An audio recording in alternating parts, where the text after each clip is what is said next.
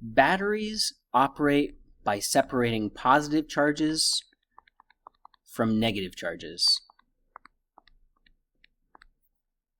If you connect a wire to a battery, we create a path that the charges can follow. So the electrons are repelled, and that pushes these charges out through the wire. Once the electron returns to the positive terminal, the battery again separates it, pushing it back toward the other charges. In physics, though, we pretend there are no negative charges when we talk about the flow of current. Instead, we pretend that the positive charges are the ones that move. So this positive charge is repelled from its neighbors, and that pushes it out through the wire.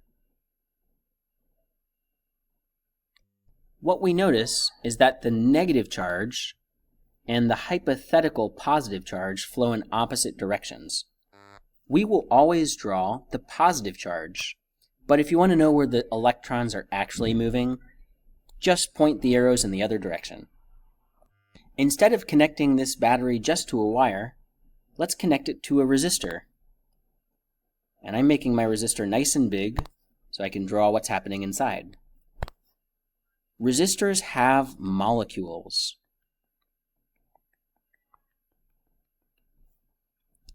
And when we connect the battery to the resistor, an electric field forms inside the resistor.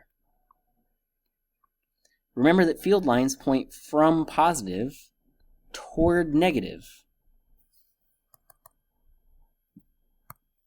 When a charge comes out and it passes through the wire and then enters the resistor, it follows this windy path as it accelerates and bumps into the molecules. And so in the process, this charge loses energy. It returns to the negative terminal, and then the battery pumps it back up toward the other positives. It gives it potential energy again. And now we come to a crucial rule of circuits. If you take a charge and you follow it around a complete closed loop, the amount of energy that it gains, let's say 10 joules, and the amount of energy that it loses have to be exactly equal. When it returns to the same spot where it started, it cannot have any net gain of energy or any net loss of energy. It has to have the same amount of energy as when it was here. It doesn't matter how many times the charge goes around. If it starts and ends at the same spot, it has the same energy. This is the exact same as how when you have a tree,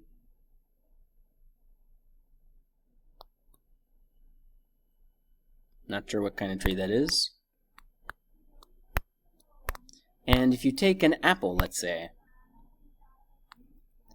you can move that apple in any type of path that you wish.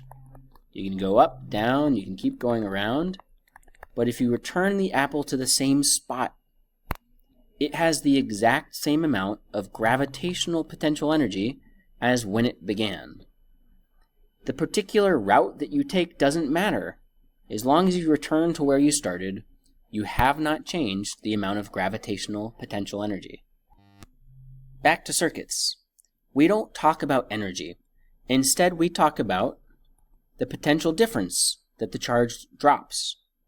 And the potential difference, we remember, is the change or loss of potential energy per coulomb. And when we're talking about batteries, we talk about the potential difference the charge gains. But to distinguish these two, the gaining and the loss, what we do is we say, for batteries, the amount that you gain is called the EMF.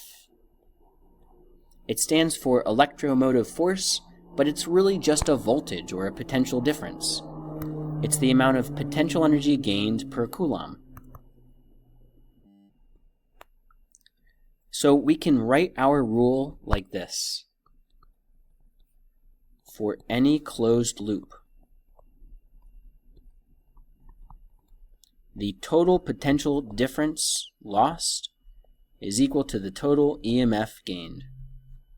Even if you take a weird scenario like this with two batteries, and 2 resistors. The total EMF equals the total potential difference for this loop. We could even come up with crazy scenarios where you have 1, 2, 3 batteries and 1, 2, 3, 4 resistors. If you take a charge and imagine moving it around any closed loop, like that loop, for example, around that loop, the total EMF has to equal the total potential difference. But then you could choose a different loop, and maybe the charge goes outside, and it makes this closed loop. Even for that loop, the charge cannot spontaneously gain or lose energy. So we could say the total EMF around that loop must equal the total potential difference around that loop. So we can write equations using this loop rule, and those equations will be really, really useful. But here's a scenario we definitely can't have.